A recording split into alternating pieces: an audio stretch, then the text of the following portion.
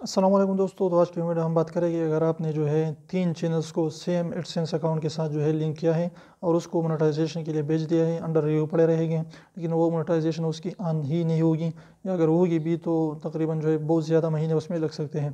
तो आपने क्या करना है कि आपने जो जो ओरिजिनल आपका अकाउंट है, जो ओरिजिनल आपका चैनल है, जो बिल्कुल सही तरीके से मोनेटाइजेशन के लिए आपने अप्लाई किया है, यानी जो उसके कंटेंट अच्छे हैं, तो आपने वही एडसेंस वही चैनल के साथ जो है अलग रखना है।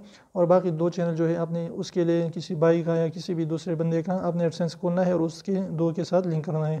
तो इस तरीके से इंशाल्लाह आपके तीनों चैनल जो बहुत जल्द मोनेटाइज होंगे। और जब आपके चैनल मोनेटाइज होंगे तो आपने फिर वो 2 चैनल को भी अपने एडसेंस पर जो है चेंज करने हैं। तो इस तरीके से आपका चैनल भी मोनेटाइज होगा और आपका एडसेंस भी एक रहेगा। तो इस तरीके से आप ये तरीका करें, वरना आपका जो है चैनल अंडर रिव्यू पड़े रहेंगे और उससे मोनेटाइजेशन की चांसेस बहुत कम हो जाती हैं।